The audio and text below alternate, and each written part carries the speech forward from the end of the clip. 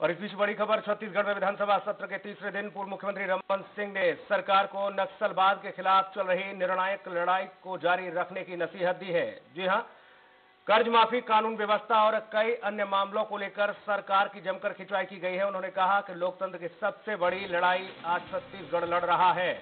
नक्सल नीति में परिवर्तन होगा तो 50 साल इस समस्या को राज्य झेलेगा।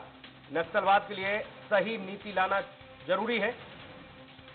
इसमें लंबे समय की कार्ययोजना बनाकर काम करने की जरूरत है। उन्होंने कहा कि शराबबंदी की दिशा में क्रमबद्ध काम हमने किया। मुझे लगता है जिस मुद्दे पर महिलाओं का 100% वोट मिला तो उस दिशा में कदम उठाने में देर नहीं करनी चाहिए।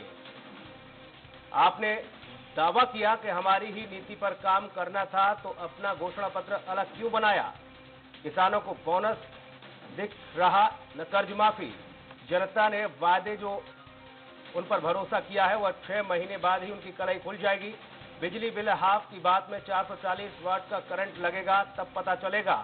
सरकार बने 25 दिन हुए हैं, ऐसी स्थिति कभी नहीं देखी क्योंकि अराजकता की स्थिति बन गई है। सारे वर्क ऑर्डर कैंसिल कर 40 से 50 हजार करोड़ के काम ठप कर वापस बुला लिए गए हैं और सारे काम ठप कर दिए गए हैं। ठेकेदार भाग रहे हैं।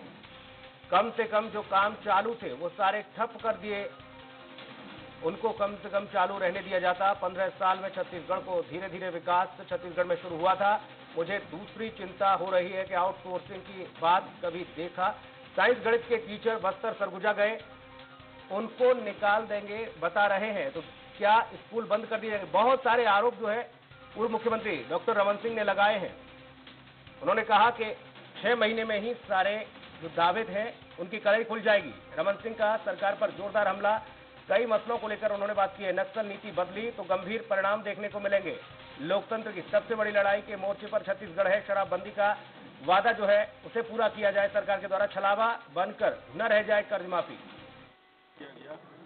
न उसके लिए कोई दूसरी कार्रवाई, बड़ी से जो कार्रवाई हो सकती थी तत्काल सरकार ने किया और वो लोकायुक्त को उसमें जांच के लिए दिया था। डॉक्टर साहब, विवादास्पद अधिकारी की तैनाती के पीछे एसआईटी टीम बनाने की कोशिश सरकार की मंशा क्या है, जिसका आप मंशा तो एक ही है।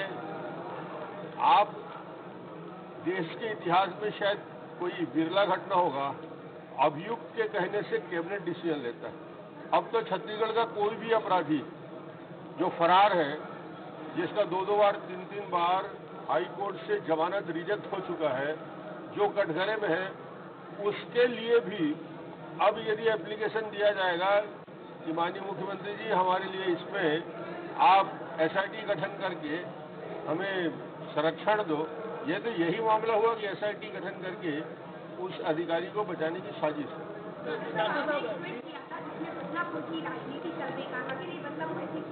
किस बात का बदलाव लोग ले रहे हैं? किसी के साथ एक सवाल है, भूपेश बघेल ने कहा कि बदलावपुर है। बदलावपुर और बदलापुर के नहीं, हम ये नहीं कहते कि कोई जांच ना हो। भैया, कायदा कानून नियम भी कोई चीज होती है। एसआईटी का गठन कैसे कर सकते हैं, विशेषाधिकार है, पर सारे नियम कानून को तोड़कर और सुवोटो करते हैं, अपने खुद के विवेक से करते। एप्लीकेशन किसका ले रहे हो? उस अपराधी का ले रहे हो। ये गलत प्रक्रिया का विरोध है। आज अभी डीजी के लिए जो आशीष तिवारी संवाददाता मौजूद हैं ज्यादा जानकारी के साथ। आशीष, तमाम सारी नसीहतें दी सरकार को पूर्व मुख्यमंत्री डॉक्टर रमन सिंह ने और कई जो घोषणा पत्र में वादे किए उनको लेकर भी जमकर सरकार पर बरसे हैं।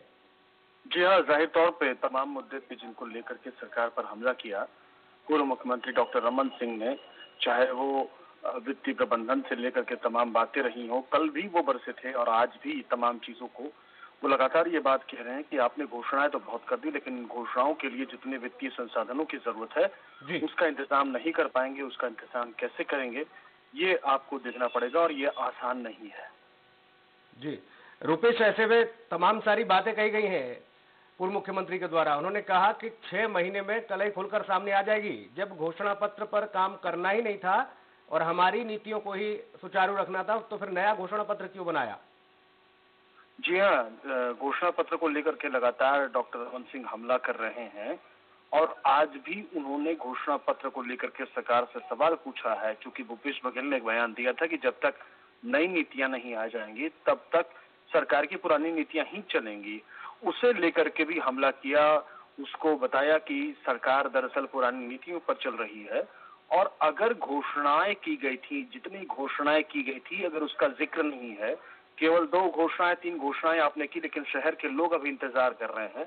शहर के लोग चाहते हैं कि बिजली का बिल हाफ करे, क्योंकि आपका नारा था कि किसानों का कर्जा माफ और बिजली बिल हाफ। इसके अलावा जो दूसरे राष्ट्रीयकृत बैंकों से जो किसानों ने कर्जे लिए थे वो माफ नहीं किया गया है। तो घोषणा पत्र चूंकि 36 बिंदुओं का था, उन बिंदुओं को अभी पूरा नहीं किया गया है। हालांकि मुख्यमंत्री भूपेश बघेल ने कल इसका जवाब दिया था कि अभी 20 दिन हुए हैं, हमारे पास 5 साल के लिए इन कामों को पूरा करना है, ये हमारा लक्ष्य है जी। और सब प्रक्रियाबद्ध तरीके से की जाएगी। लेकिन विपक्ष घेरने का कोई मौका नहीं छोड़ रही है। अभी अजय चंद्राकर जो कि पूर्व मंत्री हैं, उन्होंने ताम्रध्वज साहू को सांस्कृतिक रूप से निरक्षर कहा है और सांस्कृतिक रूप से निरक्षर करके उनको घेरा है कि जिस तरीके से राजिम कुंभ का नाम बदला गया और पुण्य कहा गया, तो उस पर आपत्ति भी जताई संसदीय कार्य मंत्री ने कि इस तरीके से निर्धारण करने वाले आप होते कौन हैं और मंत्री की गरिमा का ख्याल रखना चाहिए। तो तमाम बातें हैं, लगातार पक्ष और विपक्ष के बीच में अलग अलग मुद्दों को लेकर के टकराहट चल रही है और विपक्ष जाहिर तौर पर अलग अलग मुद्दों को लेकर टकराव की स्थिति बन रही है। एक और नई सरकार को पूर्व मुख्यमंत्री डॉक्टर रमन सिंह नसीहत दे रहे हैं। बहुत शुक्रिया रूपेश गुप्ता आपका तमाम जानकारी के लिए।